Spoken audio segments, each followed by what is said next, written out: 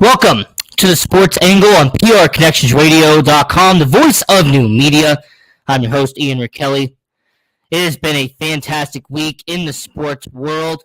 You have had amazing events like NFL preseason, seeing the rookies, seeing the young stars of the football world getting some first action. We have seen the Cleveland Browns and Deshaun Watson in the language that was used in the stands as he was making his first appearance with the Cleveland Browns organization.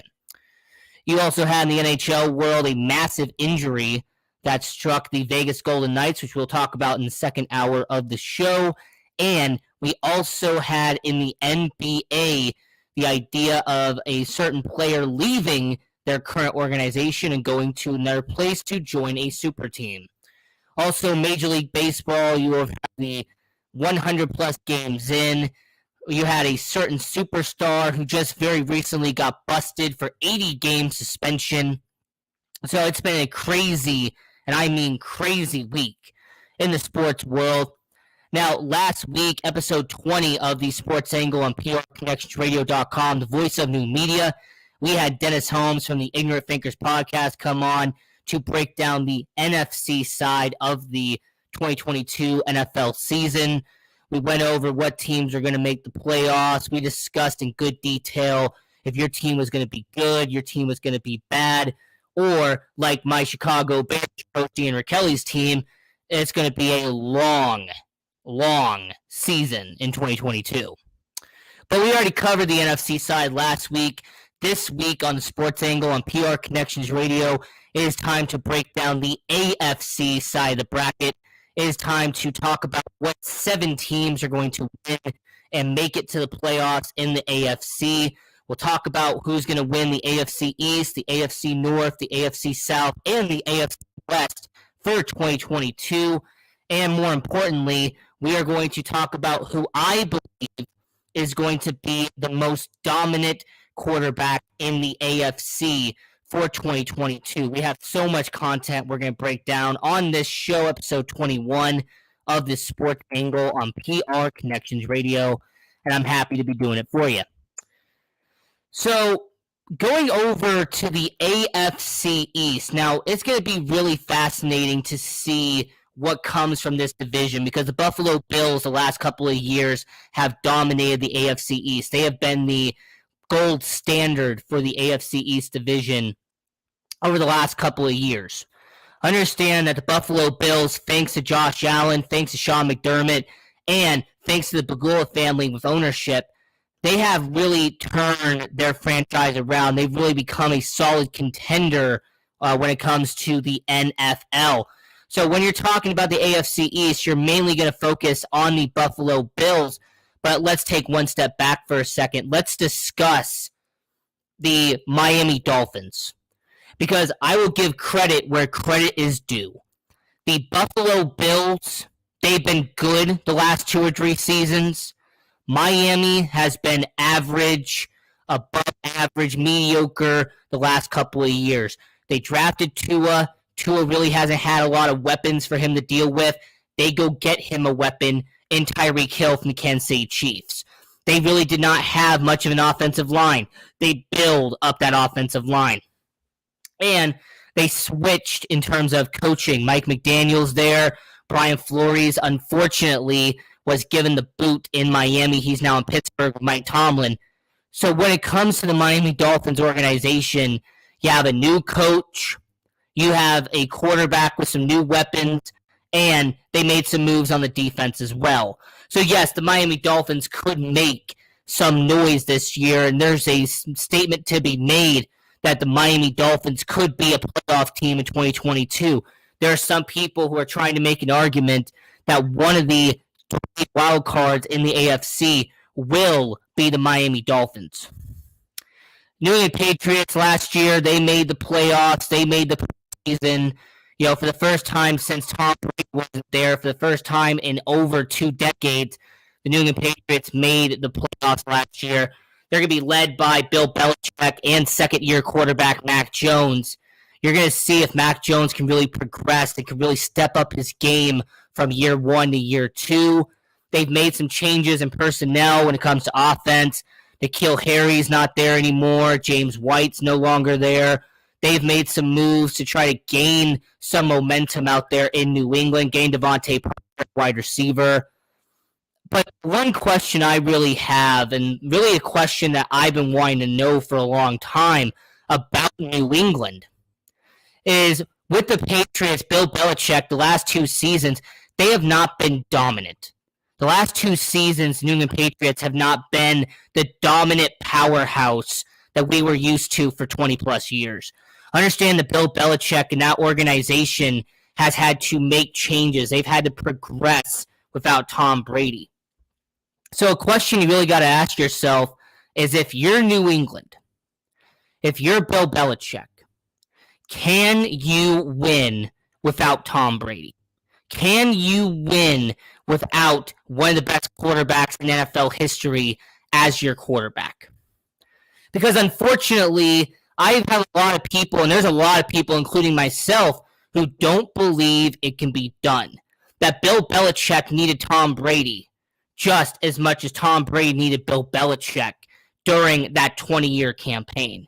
That having a second-year quarterback from Alabama in Mac Jones, he is not going to be Tom Brady. He should not be living up to the expectations of a Tom Brady. So I will say with New England, it's a toss-up. I don't really like the organization in terms of what they've done over the last 2 off seasons. A lot to be left desired in New England. And the New York Jets, Zach Wilson, when he's not, stealing people's girlfriends, when he is not doing what he's doing behind the scenes in the offseason and making a lot of noise for himself, he needs to focus on not getting injured like he did in practice. I understand the New York Jets bringing in some weapons on offense. It's a solid start, but I don't think they're there yet. Understand that the New York Jets organization still has a lot of progress and still has a long way to go before they can start considering themselves a contender. Understand the New York Jets have the longest playoff drought in NFL right now. It's been 11 years since the New York Jets have made it to the playoffs. It has been a long time since they've been taken seriously in the NFL. So with the New York Jets, they have a long way to go. It's not their time this year. 2022 is not it, but I believe they have some building blocks, and they have some momentum going the right way out there in New Jersey. So with the AFC East, I'm going to break it down simply like this. The Buffalo Bills are going to win the division. The Buffalo Bills, they're going to have a dominant season. They're going to have one of the best records in the NFL, and understand that the Buffalo Bills are going to be the standard, the gold bearer of the AFC East. And then I would have the Miami Dolphins in second. They're going to be around 500. This is an organization that unfortunately is going to give Tua the boot at the end of the year because they didn't make the playoffs. And then I have the New York Jets in third place. Like I said, they have some building blocks. They have built some solid moves with the New York Jets, but they will still be 6 or 7 win season. And then the New England Patriots, I will not be surprised if they lose 10 or more games this year. I really don't like the direction New England has taken. I think that they have gone in the wrong direction. They're going backwards in terms of trends out there in New England. So understand that the New England Patriots organization, I have them last. New York Jets would be third. Miami Dolphins barely missing the playoffs in second. And then the Buffalo Bills will be first in the AFC East. They will be the only team to make the playoffs coming out of the AFC East. So before we get into the AFC North, go to our YouTube channel, hit the like button, subscribe, and share all of our content so you can follow all the content we have here on Sports Angle on PRConnectionsRadio.com. Hit the bell, and turn on all notifications so you don't miss any episode of the Sports Angle every Friday night, 7 p.m. Pacific, 10 p.m. Eastern on PRConnectionsRadio.com, the voice of new media. Now, the AFC North is tricky. AFC North is going to be a dogfight. Because understand that the AFC North, you could go either way. The Baltimore Ravens last year had bad luck. Baltimore Ravens had every situation go wrong. They failed on multiple fourth down conversions. Lamar Jackson got injured at the wrong time, and the offense really did not pick up the momentum from Lamar Jackson. I understand that Tyler Huntley tried his best, and he did try his best, but Lamar Jackson is the guy who keeps that machine going. So when he was gone, Baltimore took a step back. You also had the Cincinnati Bengals, who made it to the Super Bowl last year, the feel-good story of 2021. Joe Burrow, Jamar Chase connection, Joe Mixon on the running back. Offensive line got better this offseason. And the defense, Jesse Bates is not going to be there. But the rest of that defense from last year should be intact. Cleveland Browns organization is an absolute crap show. There's no nice way to say it. Cleveland Browns have dug a hole and have put themselves in that situation. Trading for Deshaun Watson, Baker Mayfield, giving Deshaun Watson all of the money despite not knowing if he was going to play or not. You also had them signing Amari Cooper, but letting go of Odell Beckham Jr. in the offseason beforehand. You also had them paying Njoku all this money despite the fact he really isn't a top 5 tight end in the NFL. And Kareem Hunt wanting to get traded out of Cleveland, that's a big indicator right there. So understand that when it comes to the Cleveland Browns, it is a terrible lose-lose situation, and I really don't expect much from Cleveland this year. And then lastly, the Pittsburgh Steelers, they have a new quarterback for the first time in nearly 20 years. They brought over Mitchell Trubisky, the former Buffalo Bills quarterback, to be the new starting quarterback. They draft Kenny Pickett in the first round from University of Pitt. And understand that running back Najee Harris in year 2, he's going to get better than the year before. They lost Juju Smith-Schuster, but Deontay Johnson should be able to do good. Chase Claypool good as well. And the offensive line did improve. They did make some improvements to the offensive line out there in Pittsburgh. Defense is still stellar. You got TJ Watt, one of the best defensemen in all of the NFL. And also understand that the Pittsburgh Steelers have done what they needed to do to get Minkah Fitzpatrick back. So I look at the Pittsburgh Steelers, and there is some promise. There is some potential in Pittsburgh. So how I would do this standings for the AFC North is very simple here on Sports Angle on PRConnectionsRadio.com, the voice of new media. I have the Baltimore Ravens, led by Lamar Jackson, as the leader and as the winner of the AFC North. I think that they will run away with this division. I think the Baltimore Ravens will get 11-6. They'll get the job done. I say Cincinnati Bengals, they will go 10-7. They'll be around what they were last year. And Joe Burrow and Jamar Chase will have a stellar year, not a spectacular, but a stellar year out there in Cincinnati. I say Pittsburgh Steelers will be next. They will be around 500. 9-8, 8-9 will be their record in Pittsburgh. Mitchell Trubisky will do enough to get them enough wins to be a playoff contender out there in Pittsburgh. And then lastly, the Cleveland Browns, I have them going 5-12. The Cleveland Browns are going to be a train off of the rails out there in Cleveland. I don't like the Deshaun Watson move. I think that appeal is definitely going to screw them over. And the Kareem Hunt situation has made it a lot worse out there in Cleveland. So I would say Cleveland Browns, they will go 5-12. Pittsburgh Steelers, I say that they will go 9-8. Cincinnati Bengals go 10-7, and the Baltimore Ravens will go 11-6. And since somebody asked about the AFC East, I say the Buffalo Bills will go 12-5. The Miami Dolphins will go 8-9. The New York Jets will go 7-10. And the New England Patriots will go 6-11. So moving on to the AFC South here on Sports Angle on PRConnectionsRadio.com, the voice of new media. I'm your host, Ian Rickelli. The AFC South, the most undesirable division in all of football. A division that pretty much is flip a coin, but it doesn't matter. No one cares about this division.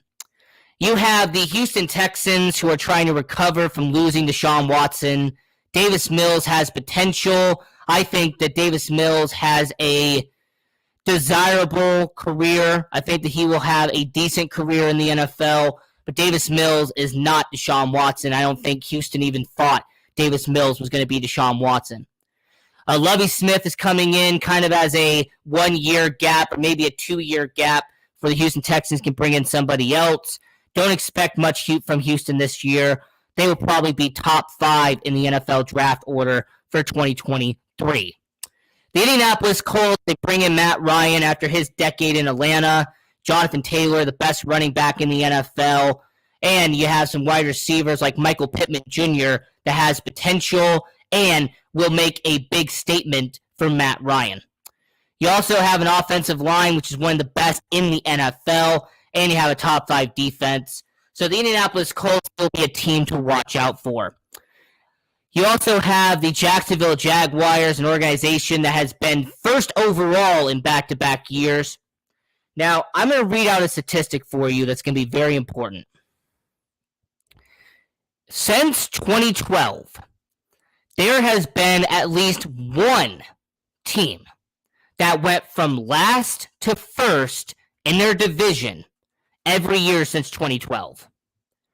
Once again, I'll repeat that for the audience.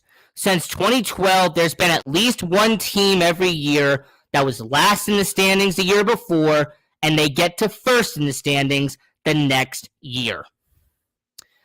So Jacksonville Jaguars, they spent all this money this offseason. Trevor Lawrence ended up going to year 2. You have an actual head coach now in Doug Peterson, and you do have some solid weapons for Trevor Lawrence to go to, like, for example, wide receiver Christian Kirk, who they brought over from Arizona. You also have on defense some solid weapons like Devin Lloyd, Trayvon Walker. There is going to be potential in Jacksonville. Then you have the Tennessee Titans, which to me is a mediocre, average team. You got rid of A.J. Brown. You've gotten rid of Corey Davis. You've gotten rid of all of this talent that once used to be in Jacksonville. You know, Tennessee Titans, they no longer have Jack Conklin. They no longer have some solid guys on the offensive line. To me, the Tennessee Titans are going to take a step back this year because they do not have who they used to have. I understand the Tennessee Titans do not have the talent they once did out there in Tennessee. So to do the AFC South is going to be very simple. I have the Jacksonville Jaguars winning the AFC South. I think this is an organization that could win 8 or 9 games this year and win the AFC South. This is going to be arguably the worst division in the NFL. Indianapolis Colts is a huge wild card. I mean, this is a team that could go 11-6. This is a team that could go 6-11, depending on how Matt Ryan does. But I have Indianapolis in second place. Tennessee Titans, I have them going 7-10. I think Ryan Tannehill will take a step back. Malik Willis might come in at some point. Derrick Henry is going to start to regress as a running back. It happens around their late 20s. And understand that having no wide receiver for Ryan Tannehill to go to is going to affect him mightily. And then lastly, I have the Houston Texans going 3-14. Once again, I said earlier in the show, the Houston Texans are an organization that doesn't have much going for them this year. They're going to be taking a lot of growing pains. Davis Mills is going to get tossed around like a bowling ball. So I say that the Houston Texans 3-14. Tennessee Titans will go 7-10. I have the Jacksonville Jaguars going 9-8, and I have the Indianapolis Colts going anywhere from 12-5 to 6-11. Just depending on how interesting Matt Ryan does this season. And then the AFC West. I know all the people here in Las Vegas, they really want to know what your host Ian Rickelli's opinion is on the AFC West. Well, I'm going to say this. I only have one team coming out of the AFC West in the playoffs. I only have one team. There's another organization that I think could be close, but there is only one organization that I am confident in that I think that they can go all the way. Understand that the Denver Broncos organization, getting a legit quarterback in Russell Wilson, getting a quarterback who actually knows how to do his job instead of a guy like Drew Lock, for example. I think that's a fantastic move. I was a big fan of Russell Wilson going to Denver. I believe them getting Nathaniel Hackett was a fantastic decision by the Denver Broncos. I like the direction they're going. Jerry Jeudy on the wide receiver front with Courtland Sutton, and you have a running back situation with Melvin Gordon. So you have the Denver Broncos, who are going to be a fantastic team this year. They're going to make a lot of noise. You have the Las Vegas Raiders. They get Devontae Adams, the best wide receiver in the NFL. You add Max Crosby, who you brought in, bring Chandler Jones in. You also have Derek Carr, who you extend to a team-friendly deal. But there's a lot of question marks with the Las Vegas Raiders. The offensive line in Las Vegas is one of the worst in the NFL. I understand that the Las Vegas Raiders are going to have a terrible offensive line situation, and if you didn't have Colton Miller, they would arguably be the worst offensive line in the NFL. Understand that Darren Waller and his tight end situation, he wants to get paid. He should get paid by the Las Vegas Raiders. Josh Jacobs might be on his way out. Zamir White, their rookie running back, could be replacing him. Not a good look for Las Vegas. And the defense has gotten better when you're in an AFC West division that has top elite defense like the Chargers and like the Broncos and like the Chiefs. They still have the worst defense in the division. The Los Angeles Chargers, they're solid, they're consistent, they're durable. People like the Los Angeles Chargers. Justin Herbert still going to keep making waves this season. But unfortunately, I look at the Los Angeles Chargers and I see mediocre. I see the Los Angeles Chargers, and all I see is a team that will be close, but not good enough. All I see is an organization that is not going to do what it takes to get to the playoffs in Los Angeles. You added Khalil Mack, you added J.C. Jackson, you got Derwin James, you got Nick Bosa. Understand that this is a Los Angeles Chargers team that has talent. I understand that they have some durability on defense, but what I don't like about the Chargers, A, their schedule is going to be pretty rough, and B, I really don't like the fact that the Los Angeles Chargers put all their eggs in one basket. Meanwhile, if that basket implodes or that basket has a leak in it, it's going to set everything back.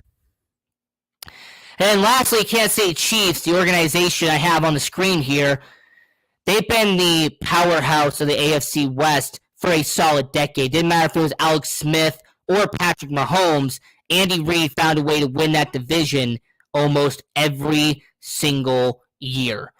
Understand that the Kansas City Chiefs have lost a considerable amount of talent this offseason. Losing Tyreek Hill is a big blow. Losing two key members of their offensive line is going to hurt Patrick Mahomes. Understand on defense, Tyrann Mathieu was a leader in Kansas City. He's no longer there. So when you consider the Kansas City Chiefs and what they have lost, do not expect Kansas City to be a powerhouse this year. Do not expect any crazy numbers from Patrick Mahomes and the Kansas City Chiefs in 2022. They do not have the same roster. They do not have the same construction they once did in Kansas City. So doing the AFC West and breaking down this division for 2022 here on the Sports Angle on PRConnectionsRadio.com, the voice of new media. I have the Denver Broncos in first. I think that they will go 10-7 on the year. I have the San Diego Chargers going second. They will be 9-8 on the year. I think that they will be close, but they will not be good enough to make the playoffs. In third, I have the Las Vegas Raiders. They will go 8-9 on the year. Once again, the Raiders are not going to be good. They're not going to be bad. They are going to be average. And then lastly, the Kansas City Chiefs. I have them going last in the division, and that's at 7-10. Once again, that is 7-10 is what I have the Kansas City Chiefs going. And honestly, I'm being quite generous with that one because I look at the Kansas City Chiefs and I don't know how well Mahomes is going to do without his key weapons and his big meat wall protecting him. So as we've done our predictions here on the Sports Angle on PRConnectionsRadio.com, the voice of new media, I'm your host, Ian Kelly. And understand that when it comes to the 7 teams that are making the playoffs, I will repeat it once again. So here's what your host, Ian Kelly, has. You can read the screen right there if you need to look at it. I have the Buffalo Bills making out of the AFC East, then the Dolphins in second, Jets in third, and then the Patriots in fourth. AFC North, I have a trio making the playoffs. Baltimore Ravens will take it, followed by Cincinnati, followed by Pittsburgh, and then a terrible season by Cleveland. AFC South, I have 2 teams making it. I have the Indianapolis Colts and the Jacksonville Jaguars doing enough to get 9 wins and make the playoffs. And then lastly, in the AFC West, I have the Denver Broncos being the sole representative out of the AFC West. I think the Chargers will be around 9 wins. The Raiders will have 8 wins. It will be close, but it will not be good enough to win the AFC West. Now, I will recommend everybody down below and everybody watching around the world, if you have your picks for the AFC, if you have the teams that you want to choose for the AFC, put your picks down below, comment them, or if you're on our social media at Sports Angle on PR, go down and tweet at us or share that with us. I would very much like to know what you think about the AFC. And for the people who are not here last week, here is my NFC bracket for the 2022 season. We have the Philadelphia Eagles coming out of the NFC East. We have the Green Bay Packers, the Vikings, and the Detroit Lions coming out of the NFC North. Tampa Bay Buccaneers coming out of the NFC South. And then we have the duo of San Francisco and LA coming out of the NFC West. So when talking about the AFC, I mentioned there was one team I think stands above the rest. There is one team that I truly believe is going to be the best in the AFC, a team that I believe will be the top dog in this division, and that's the Buffalo Bills. Now, first segment, I want to explain to all of you why I'm so confident on the Buffalo Bills. First segment, I really want to break it down and really explain to everyone why I'm so confident in Buffalo. Josh Allen, to me, is the most talented quarterback in the NFL right now. Understand that Josh Allen is an organizational, once-in-a-lifetime talent in Buffalo. Understand this is a guy who's gotten better every single year he's in the league. Understand that Josh Allen, thanks to guys like Stephon Diggs and Gabriel Davis, has improved, has gotten better. His accuracy, his completions, his yards, his touchdowns. Understand that when it comes to Josh Allen, the guy he was in 2018 compared to the guy he is in 2022 is light years different.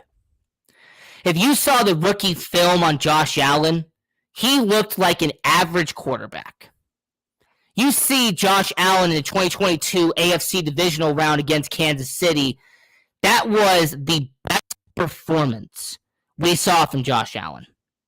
That AFC divisional round was the best highlight reel, the best film, the best tape we had on Josh Allen. His accuracy, the way he passed the ball to Gabriel Davis, the way he was faking out defenders, the way he was utilizing time. Understand that Josh Allen put up a near-perfect game against Kansas City. Main problem was that Patrick Mahomes did put up a perfect game, whereas Josh Allen put up a near-perfect game. So Josh Allen is the motor of the Buffalo Bills. Their running game is solid. I'll give credit to the Buffalo Bills. I like their running game, and I'm not just saying this because they have Zach Moss, the University of Utah legend himself, and Zach Moss on their depth chart. Understand that I'm not just saying this because I am a huge fan of guys like Devin Singletary, who I think could definitely make some key moves for the Buffalo Bills, is not because they drafted a solid running back in James Cook, who will get some solid touches this year in the Buffalo Bills system. I actually think all three of those guys are the reason why the Buffalo Bills are going to do well. Understand that you have a guy in James Cook who's coming from University of Georgia who has won championships. Understand you have Devin Singletary who has been in these big games before. Understand that this is a guy who knows what he's doing. And Zach Moss is small in stature, but he is big when it matters the most. So when you look at Zach Moss, you look at Devin Singletary, and you look at James Cook, they have a 1-2-3 punch out there in Buffalo, and that's what I like about them. I like the fact that the Buffalo Bills are going to be able to use the running game more often than they did last year. And lastly, the wide receiver core has depth. Not only do you have Stephon Diggs, a top 5 wide receiver in the NFL today, not only do you have an up-and-coming solid wide receiver in Gabriel Davis out there in Buffalo, but you have Isaiah McKenzie. He's solid. You have Jamison Crowder, who's been a solid receiver. You have guys like Marquez Stevenson, Tanner Gentry, Tavon Austin. They're not flashy names by any means, but what they are is depth. They are wide receivers in Buffalo who they are going to use to their advantage. You have Khalil Shakir, who, by the way, they drafted from Boise State. He is going to be a solid wide receiver in the NFL. So the Buffalo Bills have 6 wide receivers that they can use. And not to mention Dawson Knox and a guy named O.J. Howard, who they got over from Tampa Bay, will be a 1-2 punch at the tight end. They could use a 2 tight end set if they have to in Buffalo. So you have multiple weapons for Josh Allen. You have a trio of running backs who could use more running lanes in Buffalo. This is the reason why I think the Buffalo Bills are the best team in the AFC. This is why I'm very confident in the fact that this is a Buffalo Bills organization who has done whatever it takes to get better in 2022. So my angle to all of you, the Buffalo Bills will represent the AFC in the Super Bowl. The Buffalo Bills will be your representative for the 2022 Super Bowl, Super Bowl 57. They will be in that Super Bowl. Because I think Josh Allen has what it takes. I think the running game has what it takes. And more importantly, I'm a big fan of the depth they have on their roster. So when talking about the Buffalo Bills organization, I also forgot to mention their offensive line. I also forgot to mention that Dion Dawkins has become a better offensive lineman as time has gone on. They got better by adding Roger Sofield at left guard. Having Mitch Morse at center is a solid improvement and a guy who really has been improving his game as the older he has gotten. And Spencer Brown, this right tackle for the Buffalo Bills, understand that Spencer Brown, 24 years old, just getting started in his career, he has been improving. And that's really the main focus I have for the Buffalo Bills, is that their offensive line has improved. Their tight end core has improved. The depth at the wide receiver position has improved. And the running game has gotten better. And you take all of that and you mix it together, you pour it in a pot, and you put it in the oven. I think you can get a Super Bowl out of it. I want to know from everyone watching around the world, though. I want to know from everyone watching around the world, do you believe the Buffalo Bills will win the Super Bowl this year? Do you believe the Buffalo Bills are the best team in the AFC this year? Let me know in the comments down below. And since I didn't mention the defense, I know there's going to be a lot of people who yell at me about that, I'll get into it. Just because you asked, just because you're so kind, I will talk about the defense. Gregory Rousseau, Carlos Basham, two young defensive players. They are going to get the job done in Buffalo. You added a veteran who's going to be a leader in the locker room in Von Miller. Ed Oliver, he's had some troubles. Jordan Phillips, you brought him in. He tried to fight Josh Allen right away. Understand that the Buffalo Bills brought in a variety of veteran leadership and young and hungry defenders. That locker room in Buffalo is going to have a mix, a batch of talent.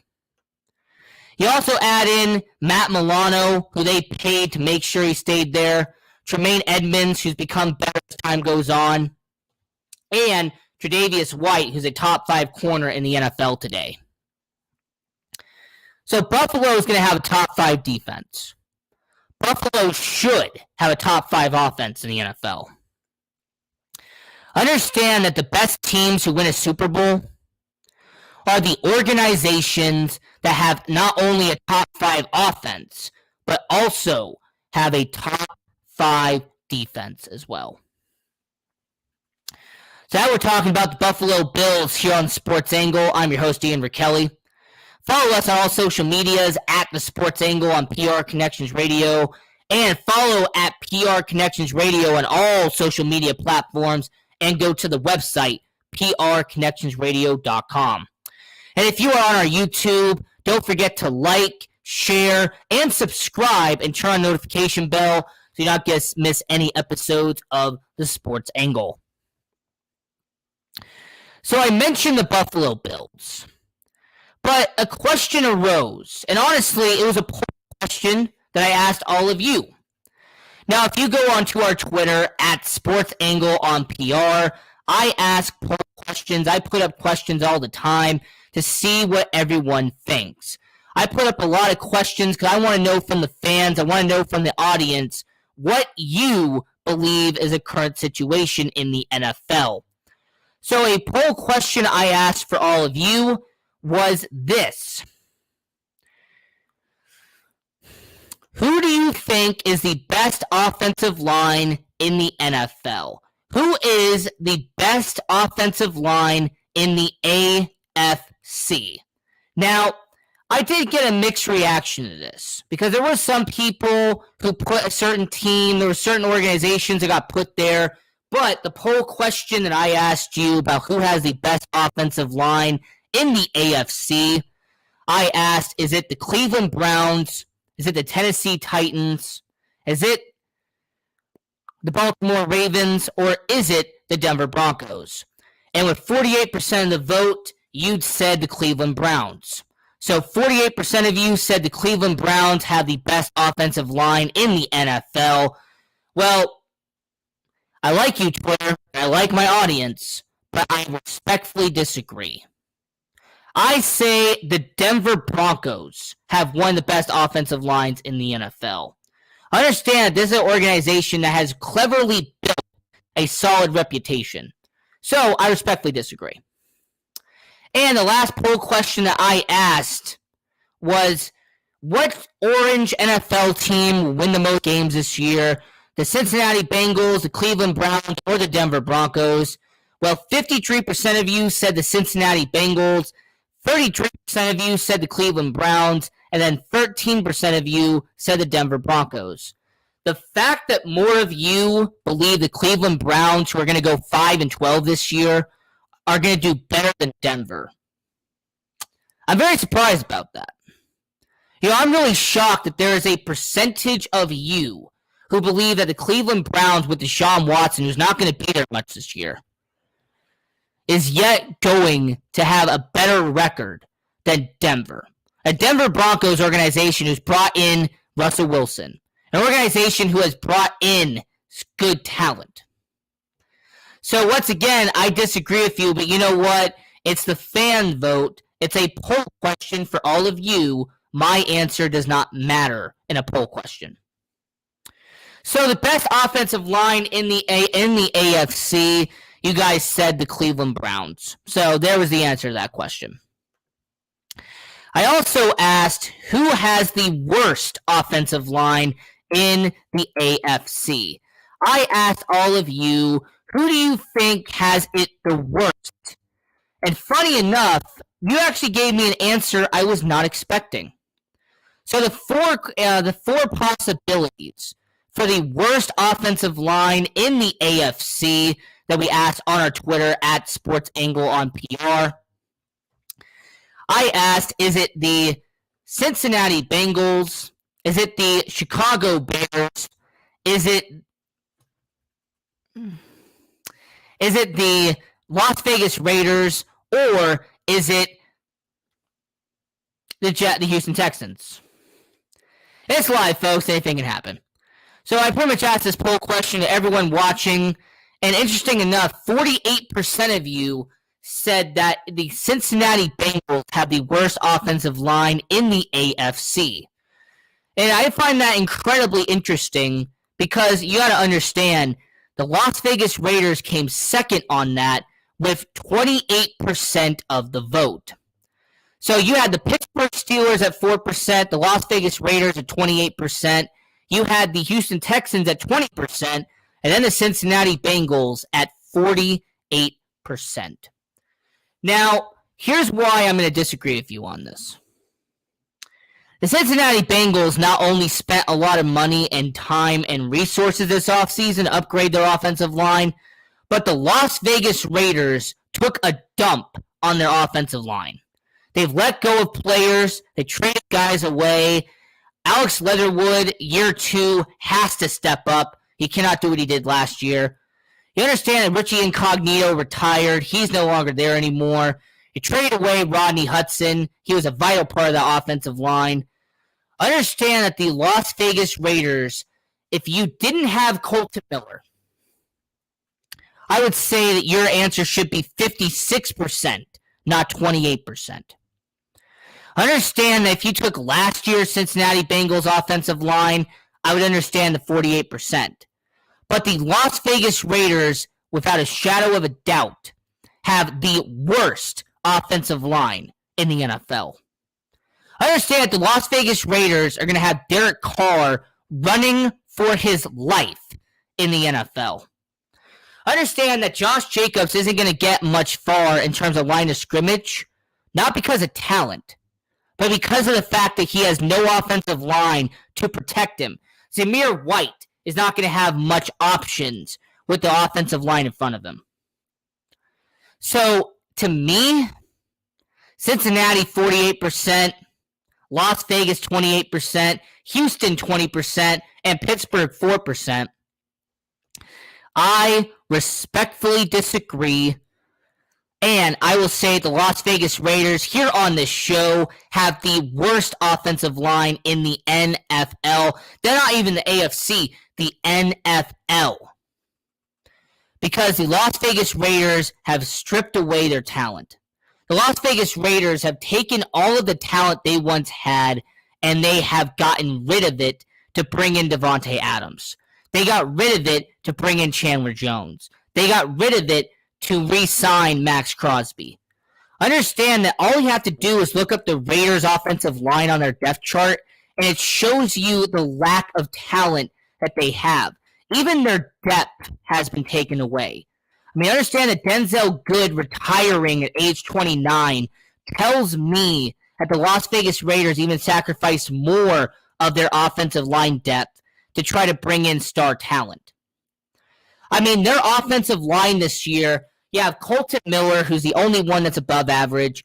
You have Alex Bars, who, as a Bears fan, I am very familiar with Alex Bars. There's a reason why he's in Las Vegas now. You have Andre James, who, you know what? Andre James, you know, he's been there for a few years. He has not been a flashy guy. You know what? Maybe he has some potential. At right guard, you have Dylan Parham. And I will say this about Dylan Parham. I will give him a little bit of a break. Understand the fact that Dylan Parham is a 22-year-old rookie with the Las Vegas Raiders. Understand that they're having a rookie offensive lineman being at right guard. And Alex Leatherwood, their first-round pick last year, had about 5 penalties a game. Hopefully he doesn't do that this year. So you have a veteran at left guard. You have a solid guy at left tackle. You have a undetermined center. You have somebody who's left to be determined. You don't really know what you're getting from him. And understand that this is a guy that when they signed him in 2021, they gave him that 3-year deal. It was to be a backup to Rodney Hudson. Now he's the starter because Rodney Hudson's in Arizona. So when I look at the Las Vegas Raiders offensive line, I respectfully disagree with my audience that says the Cincinnati Bengals have the worst offensive line in the AFC. I respectfully disagree because of the lack of depth the Las Vegas Raiders have. I disagree because the Las Vegas Raiders have sacrificed a lot on their meat wall, behind their meat wall, in order to get Davante Adams, in order to get Chandler Jones. I don't like the Raiders, what they've done this offseason, and honestly, I'll say this without any shock factor. I think the Las Vegas Raiders, when they don't make the playoffs this year, I think Mark Davis will make a change at quarterback. I very much believe that Mark Davis will swap out Derek Carr after this year. Because understand that once they don't make the playoffs, once they go 8-9, like I said, I truly believe that Mark Davis, after 8 seasons with Derek Carr, the longest quarterback tenure they've had for a long time in Las Vegas, I say that they will go out and they will draft a quarterback. They will go out and sign a veteran to a 1-year deal, 2-year deal. Because understand that Mark Davis has trusted Derek Carr because he really didn't have much talent around him. Understand that Mark Davis understood that Derek Carr the first 3 or 4 years was young, was unpolished, was unproven, and that's the reason why they kept him around. The last 3 seasons, the argument's been made that the reason why they really didn't have much success was because he didn't have a legit number 1. He did not have a legit number 1 wide receiver. He didn't have a Amari Cooper. He didn't have a Davante Adams. That was the argument. So this season, they went out and got him that talent. But the argument that I'm going to make is that since you don't have much depth on offensive line, if Colton Miller gets injured, you're not going to have much behind him. If you have a rookie in Dylan Parham who gets injured, you're not going to have much behind him at right guard. If Alex Leatherwood gets injured at right tackle, you do not have much behind him. So, because of the lack of depth you have on offensive line, all it's going to take is one injury, and Derek Carr is going to be even running more for his life on every play. And if they don't make the playoffs this year, like I said before, I will not be surprised if Derek Carr is handed his walking papers. I will not be surprised if he gets traded out of Las Vegas due to Mark Davis's impatience and having enough of losing. Because Mark Davis got one characteristic from his dad. And in a roundabout way, I can respect it. In some parts of the way, I can't. The one part that Mark Davis got from his dad is that he wants to win. Mark Davis will spend this money because he wants to win just like his dad did. Mark Davis is going to want to get Davante Adams because he thinks he can win. He went out and got a Chandler Jones on defense because he believed he could win. Don't be surprised if next year they go for a big fish quarterback because he believes he can win. The moral of the story, the quote that the Raiders have been synonymous with, just win, baby. Just win, baby. That's Mark Davis. Mark Davis did the same thing in Las Vegas Aces, by the way, by getting rid of Bill Laimbeer, who was a solid coach, and getting the best in Becky Hammon. Understand that Mark Davis believes the one thing his dad did. The problem that Al Davis had was that in his later years, he took it way too far. Is that if they didn't win every 2 years, he would fire everybody and start from scratch. Understand that Al Davis, after 2002, went after and got big names and then got rid of them because they weren't winning enough. Understand that his impatience is actually what led to the downfall of the Raiders in the 2000s, early 2010s. That same mentality that worked in the 70s and 80s was backfiring on them in the 2000s and 2010s. So what I hope for Mark Davis, and I'm saying this unapologetically, Mark Davis, I hope that you're doing the 1970s, 1980s era of your dad, not the 2010s era of your dad. Because when you were in the 70s and 80s, that method worked. You went out and got talent. You didn't care how you got it, as long as you won. So my angle to end all this off is that to the Las Vegas Raiders fan base who hates my guts with a passion, to the Las Vegas Raiders organization, this is coming from Ian Rickelli, the host of the Sports Angle on PR Connections Radio. I want you to do good. I expect you to do good. Mark Davis expects you to do good. What I hope doesn't happen is that Josh McDaniels becomes the Denver Broncos Josh McDaniels. What I hope doesn't happen is that you doing the Patriots way 4.0 doesn't backfire on you. And what I really hope doesn't happen to Las Vegas is that just like the casino, they go all in, they put all their chips in the middle, and it backfires on them terribly. I hope that doesn't happen. In fact, going 8-9 would be probably the best case scenario for the Las Vegas Raiders. Because 8-9 will not be good enough to make the playoffs, but will not be bad enough to get them a top 10 pick in the NFL draft. It will be an average season in Las Vegas. And to me, that's the best case scenario. Because understand that if you make the playoffs in Las Vegas, the entire town expects you to win that championship.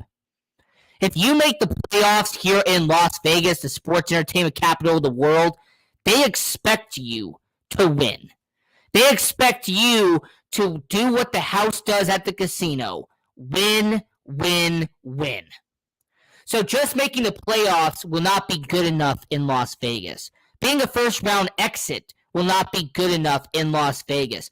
Just take a look at the Vegas Golden Knights as an example. When they lost to the Montreal Canadiens in the Western Conference Finals, the fans got mad. When they lost to the Dallas Stars in the Western Conference Finals, the fans said it wasn't good enough. When you lost to the San Jose Sharks in the divisional round, the fans moaned and groaned. Understand that this is Las Vegas, Nevada, and this is where we expect success. This is where we want success. So to me, the best case scenario for Las Vegas is that you go 8-9, you barely miss the playoffs, and you buy more next year. Because if you're a first-round exit, this town's going to be considering you a failure. If you make the playoffs and get bounced right away, the fan base will revolt. They'll ask for certain players to get traded. They will ask for certain people to be released, because that's unfortunately how this town operates. You either win and go all the way, or you didn't get there at all. So we're going to talk about the Las Vegas Raiders for the last couple of minutes here on the Sports Angle on PRConnectionsRadio.com, the voice of new media. And I did one last poll question on our Twitter, at Sports Angle on PR. I did one last question because I needed to know, what did you guys think? The poll question I asked is, who is the best quarterback in the AFC? I needed to know from all of you, who do you think is the best quarterback in the AFC? So, the first person I put on there was Josh Allen. The second person I put on there was Lamar Jackson. The third person I put on there was Deshaun Watson. And the fourth person I put on there was Patrick Mahomes. Now, before I give out the answer, I want to know from all of you, who do you think won that poll? With 71% of the vote, who do you believe won this vote? Because it actually surprised me how dominant this question was. I did not think that this quarterback would get 70% of the vote as the best quarterback in this conference. Now, it wasn't Lamar Jackson and it was not Deshaun Watson. They both got 7% of the vote. It was not Josh Allen. He got 14% of the vote. With 71% of the vote, Patrick Mahomes got the best quarterback in the AFC. And to end this on a high note, I agree with you guys. I agree 1,000% with my audience. You made a fantastic decision. Patrick Mahomes is the best quarterback in the AFC. He's not the most talented quarterback in the AFC, but he's the best quarterback in the AFC. Understand that when it comes to Patrick Mahomes, his agility, his awareness, his accuracy, his accolades, there is no quarterback in the AFC who can do what he has done on the field. There is really no quarterback who has done what Patrick Mahomes has succeeded to do in the last 5 years. So I agree with the fan base here. 71% of you said Patrick Mahomes is the best quarterback in the AFC. Josh Allen got 14% of the vote, and Lamar Jackson got 7%. So I definitely want to appreciate everyone watching around the world, going on to our Twitter at SportsAngle on PR, and voting for our questions. I definitely appreciate all of your support. And also go to our YouTube channel at SportsAngle on PR Connections Radio. Hit the like button, hit the subscribe button, and turn on the notification bell so you don't miss any episode of the Sports Angle on PR Connections Radio. And the last big topic that came out of the NFL world, it is not AFC related. That's why I saved it for the last four or 5 minutes. The Washington football team had an 80% attendance rate in 2021. I'm going to repeat that again for the people in the back. The Washington Commanders had an 80% attendance rate for last year. That means that throughout all 17 games, the Washington Commanders only got a fan 80% of their stadium filled. I want you to understand that people like the Cleveland Browns, who got 99% of their seat capacity filled, was great. Understand that when it comes to seat capacity, that is embarrassing.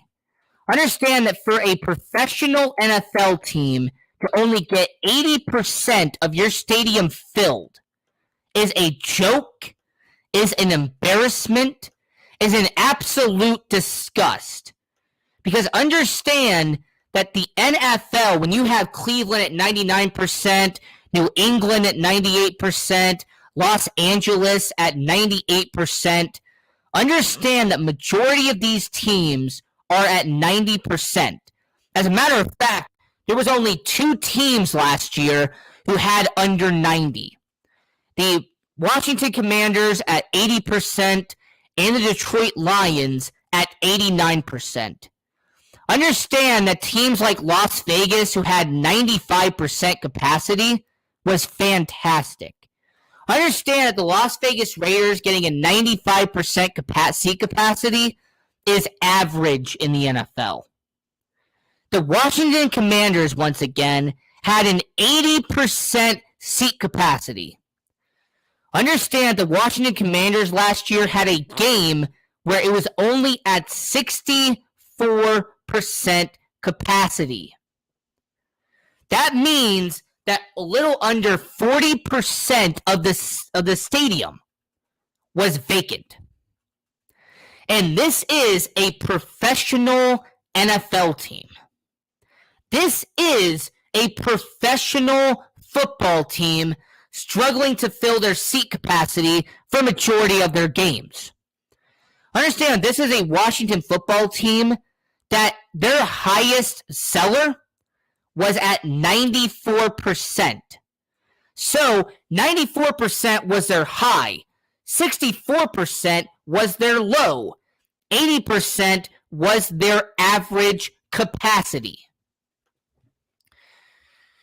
Now, you might be asking yourself, Ian, the sports angle on PRConnectionsRadio.com, why does this matter? Why does it matter that the Washington Commanders only had an average percentage of 80% capacity? Well, let me explain to you why.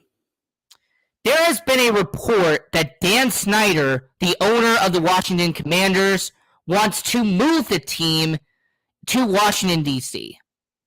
There's been a report that they want to go from Andover, Maryland, and move back closer to D.C. I think this report might have a reason with it. Understand that FedEx Field has been one of the worst stadiums in football for the last decade.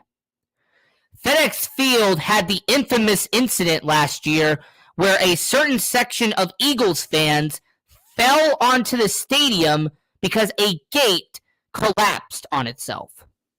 How about the sewage situation? The fact that you had a sewage pipe go onto the stadium and drench fans with sewage in the stands. How about the incident where you had a pipe in the men's bathroom bust open and do all of this sewage in the men's bathroom? How about the fact that FedEx Field at one point held one of the largest fan attendance in the NFL? It had one of the largest stadiums in the NFL. But then, around 2011, they tarped off the entire top half of FedEx Field. If you look from an aerial view of FedEx Field, the top half has been intentionally tarped off. In fact, you can see where they did it. They're also, to fit TV regulations, there's been times where they have tarped off sections of FedEx Field because they weren't selling those seats. So my question to all of you and everyone watching around the world is that, would that be the reason why they're trying to leave FedEx Field? Because they had an average seat capacity of 80% last year? Could that be the reason why the Washington Commanders are trying to leave Andover, Maryland? Because understand that this was an organization that back in 2019, I'm going to use the 2019 numbers, they had an average capacity of 87%. So you went from 87% in 2019 to 80% in 2021. So if you do basic economics, that will say that next year, 73% will be their average capacity for 2022. And since I love doing research and since I love doing this for the show, in 2018, they were below 85%. Understand that it has been a long time since the Washington Commanders were at 90% capacity. Understand that it has been over 5 years since the Washington Commanders have filled a stadium capacity above 90%, which is absolutely embarrassing. Okay? That is an embarrassing fact. So I want to ask all people watching around the world, do you think the Washington Commanders should be forced to leave Andover, Maryland? Do you think that the Washington Commanders should force Dan Snyder to sell the team? Because their attendance is atrocious. Their attendance is bygone awful. And really, if I'm looking at Dan Snyder and I'm talking to you directly, Fix your attendance. Fix your problem. Because understand that when it comes to Washington Commanders, I don't like the organization. I don't like Dan Snyder. And more importantly, I don't like how it's being ran. I don't like how it's being ran as a boys' club in the NFL. So my angle to the Washington Commanders, get your attendance up, fix FedEx Field, and move back to Washington, D.C. You used to have RFK Stadium, by the way. Move back to Washington, D.C. Please. Now, getting into the NHL portion here on the Sports Angle on PRConnectionsRadio.com, the voice of new media. I'm your host, Ian Rickelli. The Chicago Blackhawks, they have had an eventful offseason. And the report that came out about Alexander Nylander was unfortunate, and that's a topic we're going to start with right now. Alexander Nylander, the 24-year-old, the former top 10 pick by Buffalo, the guy who was drafted 8th overall in the 2016 NHL draft. For anybody who was wondering who got picked immediately after Alexander Nylander, who was the guy who ended up being right after him? Oh, it just so happened to be two-time Stanley Cup champion Mikhail Sergachev. You know, that defenseman who's won back-to-back Stanley Cups with the Tampa Bay Lightning, a vital part of that team. He went number 9. Number 10 was Tyson Jost. You know, the guy who played for the Colorado Avalanche. Good part of that organization. I mean, understand that this was a great draft for a lot of teams except for the Buffalo Sabres. But Alexander Nylander last year had a very unfortunate situation. This was a guy who injured his knee, and while having knee surgery, will be out for an entire season while recovering from surgery.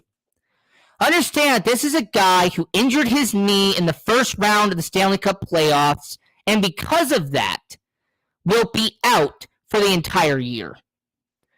This is also the guy who got traded to Pittsburgh in exchange for Sam Lafferty. This is also a guy who began the season on injured reserve, recovering from said surgery. So for anybody who wants to jot down that number real quick, he has missed a year and a half, essentially, with a knee injury. Understand that for an NHL hockey player, you missing a year and a half of your career is crucial. Missing a year and a half of your career is a devastating injury that most guys don't come back from.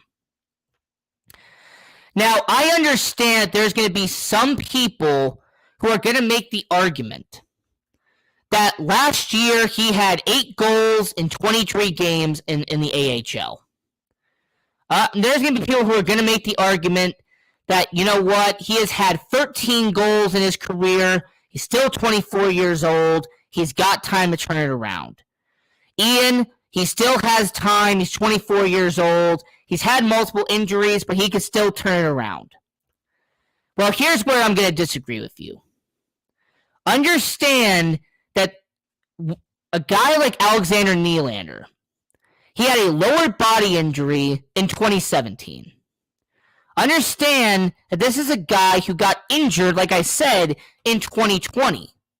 This is a guy who has gotten injured multiple times in his career. So as unfortunate as what I'm about to say, Alexander Nylander has been shown to be injury prone.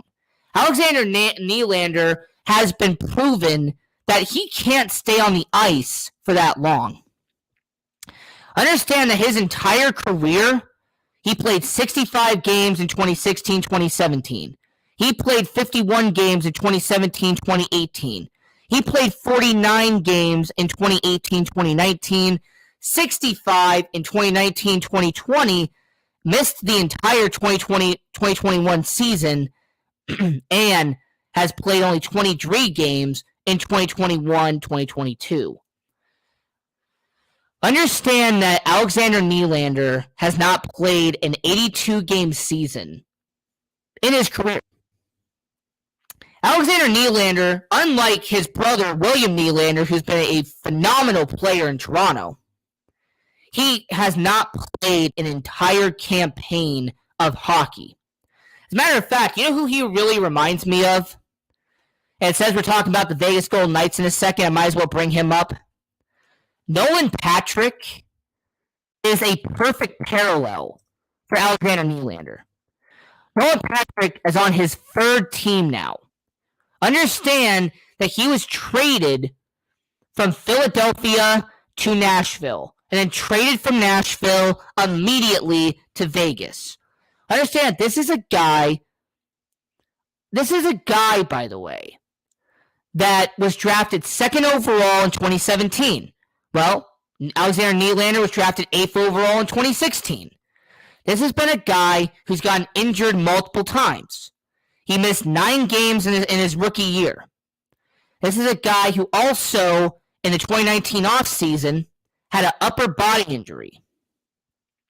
He also missed some part of that season as well. He also got injured in 2020. This is a guy in 2021 who did not play majority of the seasons. So you look at Nolan Patrick and you compare him to Alexander Nylander. 73 games, 72 games, missed an entire season, 52 games, 25 games. If that does not sound very familiar to Alexander Nylander, I don't know what is. They both missed an entire season due to injury. They have not played an entire season of hockey. And Alexander Nylander and Nolan Patrick have been traded multiple times to different organizations. So my angle to all of you is that Nolan Patrick in Vegas and Alexander Nylander in Pittsburgh are one and the same. They are guys who had a lot of potential, have a lot of talent. They're still young in their career, but they can't stay healthy. They cannot be a healthy player. And one of the most valuable assets in hockey is playing all 82 games. Being a valuable asset in hockey is suiting up and skating in every single game. So for Nolan Patrick, I'm sorry about what happened to him. For William Nylander and Alexander Nylander, I'm sorry about what's happened to you. But the situation is, as much as it pains me to say it, you are being paid to play professional hockey. You are being paid to play every single game. You are getting paid to be on the ice 82 games a season. And unfortunately, both of these guys are young. They're younger than 25, but they can't stay healthy, and they're almost on their way out. Continuing with the NHL conversation here on the Sports Angle on PR Connections Radio, the voice of new media, I'm your host, Ian Rickelli. The Edmonton Oilers, we have a problem. The Edmonton Oilers have put themselves in a lose-lose situation that I think they have not figured themselves out of yet. Unfortunately, the Edmonton Oilers have trapped themselves into a situation that I unfortunately don't think they can get themselves out of. Now, here's what I mean by this, and here's what I say about that. When it comes to the Edmonton Oilers, I like what Ken Holland and I like what the general manager out there in Edmonton has done. Understand that the Edmonton Oilers having Connor McDavid, the best hockey player in the world, gives them an edge automatically. Understand that the Edmonton Oilers with Ken Holland, with Jay Woodcroft, understand that they have a good situation. I'm not denying that.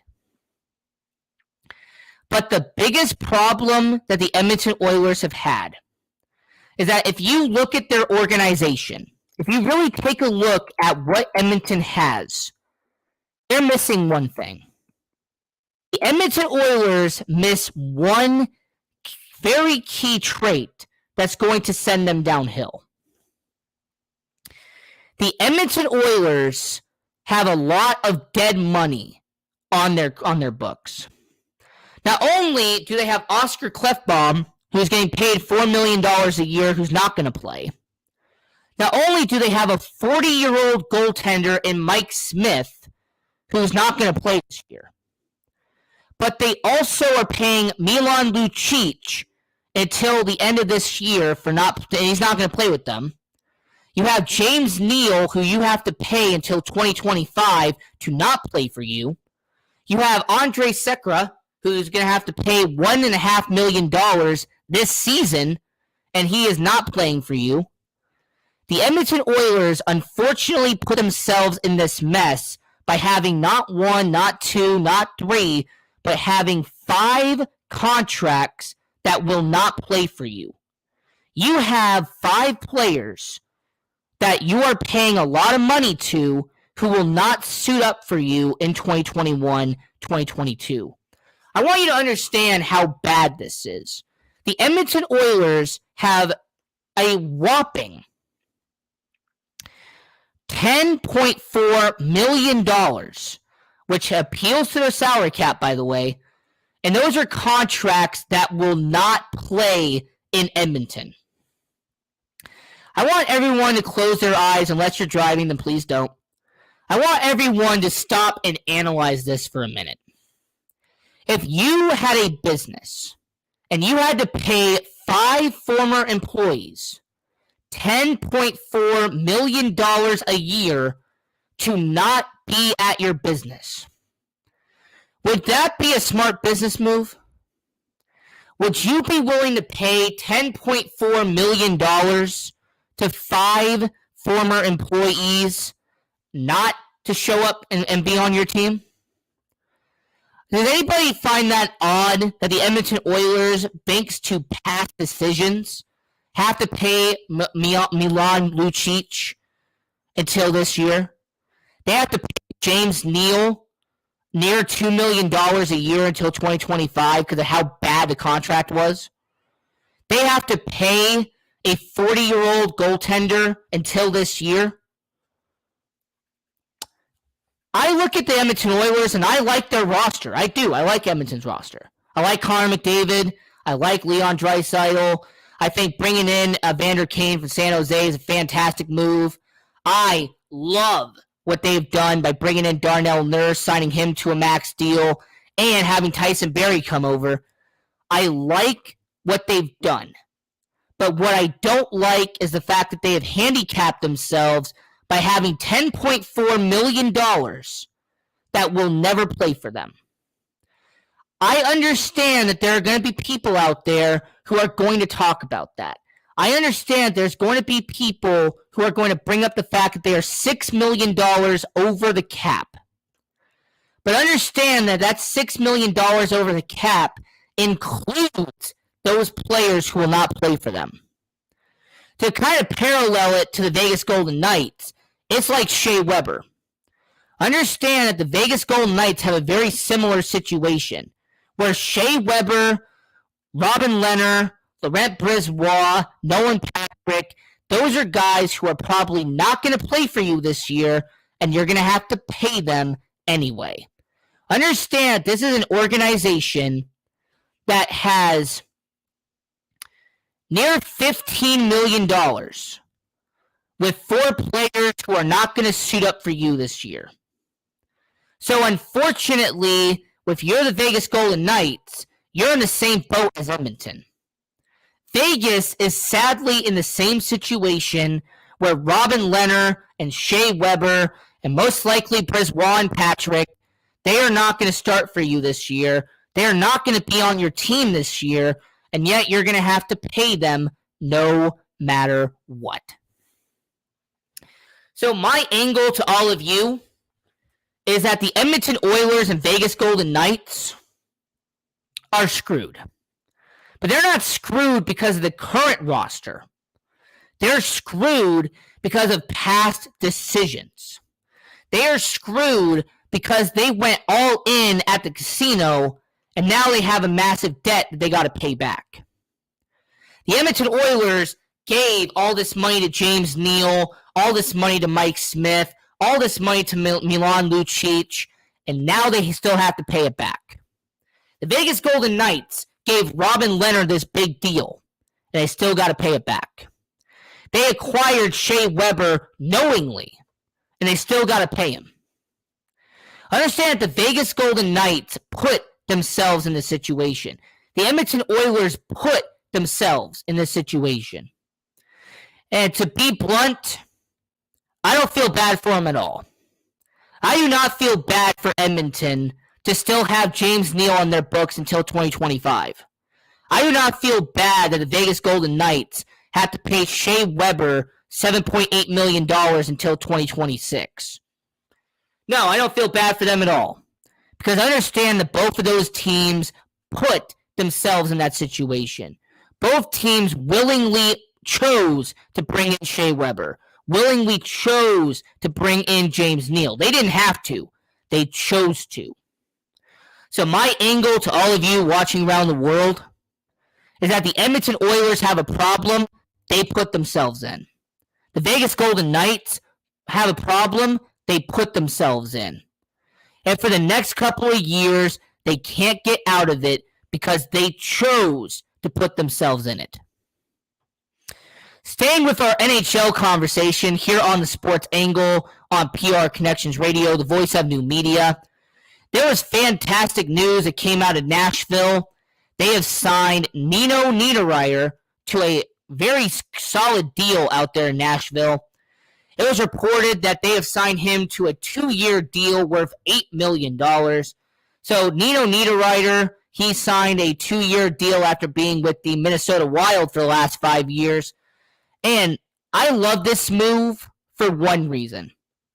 Nino Niederreiter last year had 24 goals, 44 points, and had 5 points in 14 playoff games last year. Understand that Nino Niederreiter has gotten better every single year. Understand that Nino Niederreiter, he had 11 goals in 2019, 20 goals in 2020, and now 24 goals in 2021. Understand that this is a guy who could get to the 30-goal mark in his career. But not only that, he has been a solid player in his career. Outside of an abysmal 2018 where he only played 46 games and had 9 goals, he's averaged 10 or more goals every single year since joining the NHL. Understand, this is a guy who ever since joining the league has been exceptional. Understand that this is a guy who has done whatever it takes to make it in the NHL. This is a guy who put up a 28-goal performance in 2012 and then put up a 24-goal performance in 2014, then put up a 20-goal season in 2015. This is a guy who has hit 20 or more goals 6 times in his career. And I appreciate that. I appreciate the fact that Nino Niederreiter at 29 years old has done incredible in his career. I appreciate the fact that Nino Niederreiter in his 10-year career in the NHL has had 181 goals in his career. And the fact that the Nashville Predators have signed that on and have signed him to a 2-year deal is fantastic. It is a wonderful decision by the Nashville Predators, bringing on Nino Niederreiter onto that organization. I think it's a fantastic move by Nashville. So in one of the best offseason moves of the 2022 NHL offseason, the Nashville Predators signing Nino Niederreiter to a 2-year deal. I love the move. I think Nashville has had a slam dunk home run this 2022 offseason. I give them an up. And lastly, there was the report about Nazem Kadri. Nazem Kadri, the free agent from the Colorado Avalanche, the guy who had a career year last season. This is a guy who, unfortunately, is still unsigned. the former top 10 pick, the guy who spent the last 3 seasons with the Colorado Avalanche. He had 19 goals in 2019, 11 goals in 2020, and 28 goals in 2021. This is a guy in Nazem Kadri who had a career year with 87 points and a plus 13 plus minus. This is a guy who also had 15 points in 16 playoff games for the Colorado Avalanche on their way to the Stanley Cup Championship. Now, you might be asking yourself, if this guy is so good, why is he still available? Well, the reason why he's still available is because he wants to get paid. This is a guy who got paid $4 million a year for the last 7 years. This is a guy who signed a 7-year deal worth $4.5 million with the Toronto Maple Leafs back in 2015, before getting flipped to Colorado, where his base salary was $2.5 million. So Nazem Kadri, after having an 87-point season, wants to get paid. Now, most teams have backed away from it because of the fact that he has a very bad reputation. Understand that Nazem Kadri has put himself in a situation where, unfortunately, he has developed a reputation as a headhunter, as a cheap shot artist, as someone who doesn't play by the rules. Now, here's what I think is going to happen. As later towards the offseason, he's going to have to sign a desperation deal. He's going to have to sign a 1-year deal, probably worth $1.5 million. Okay? A guy who should really be worth about $5 million, he's going to have to sign a 1-year deal, a break-it-prove-it deal in the NHL. Now, where do I think he will go? Well, I think he'll go to a team that will love his grit. I think that he will go to a team that will love to bring on a Nazem Kadri to go up against Tom Wilson. I think this is an organization who will love to team up Nazem Kadri with Ryan Reeves. I think this is an organization who would love to bring on Nazem Kadri to add some offense and some defense to that organization. I believe that Nazem Kadri will sign a 1-year deal with the New York Rangers. I think the New York Rangers would be a perfect spot for him. He could be either on the second line with Chris Kreider, Vincent Trocheck, or be on the third line with Kaapo Kakko and Samuel Blais. Understand that when it comes to the New York Rangers, I like the organization. I think Artemi Panarin and Mika Zibanejad make a perfect 1-2 punch. And Chris Kreider is a solid player as well. So, I will say right here, right now on the Sports Angle on PR Connections Radio, I have Nazem Kadri going to the New York Rangers on a 1-year deal, $1.5 million, kind of as a prove-it deal since he waited out this long. And we have about 5 minutes left here on the show. And I wanted to take a second to do our Vegas segment. This is a segment we do every single week here on the Sports Angle. And I definitely love doing it. I love talking about all of the teams here in Las Vegas.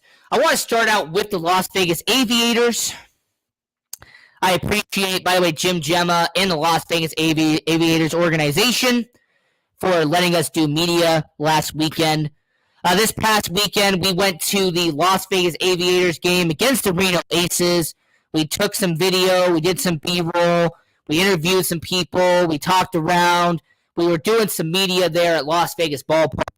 We also sat in the media box, watched the game. So I definitely appreciate Jim Gemma and the Las Vegas Aviators organization for doing that for us. We appreciate it. Even though they lost 12-3, the fact is the Las Vegas Aviators are still better than the Oakland Athletics. At least they have a better win-loss record than the Oakland Athletics. And the fact that they've had guys get called up to Oakland because of how well they're doing in Las Vegas is fantastic. The Las Vegas Aces, the good news coming out of that, were the WNBA team, the Las Vegas Aces. They beat the Chicago Sky recently in a very good matchup, and they are 24-10 now on the year. They have now won a trio of games back-to-back-to-back. They beat Seattle. They beat Atlanta. They beat Chicago. And their next game is going to be against the Seattle Aces. That will be this Sunday at the Mitchell Ultra Arena. If you're a fan of basketball, if you're a fan of WNBA, I highly recommend going out and supporting the Las Vegas Aces.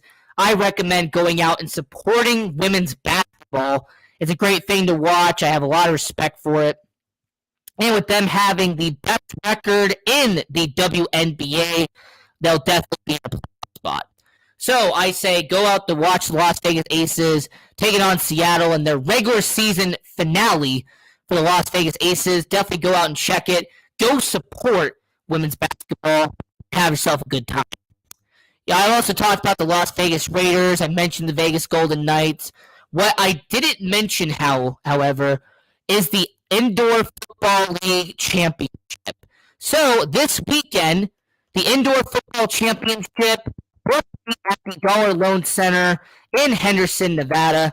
So if you're in Henderson, or if you're maybe around Henderson, it is a fantastic experience to go to the Dollar Loan Center. Watch the Indoor Football League, and I highly recommend checking it out. So I will say that them doing their IFL championship game at Dollar Loan Center this weekend, if you can go yourself and buy a ticket, I highly recommend doing so. So this is the Sports Angle on PRConnectionsRadio.com, the voice of new media. Go watch all the content on PR Connections Radio. Shout out to Guy Dawson, Brian Gardner, Sandra, Aunt Shirley, everybody who does content on PRConnectionsRadio.com. I appreciate all the work they do. They put in all this effort, and they do all of this talented stuff on PR Connections Radio. Go support everyone on this network. And more importantly, go check out all of the content that PR Connections Radio puts out by going to their YouTube channel, going to their Facebook, going to their website, prconnectionsradio.com, the voice of new media, and follow all of their social media at PR Connections Radio. Also follow the show at Sports Angle on PR. If you're on YouTube, hit the like button. Don't forget to subscribe and turn the notification bell so you not miss any episode of the Sports Angle on PR Connections Radio.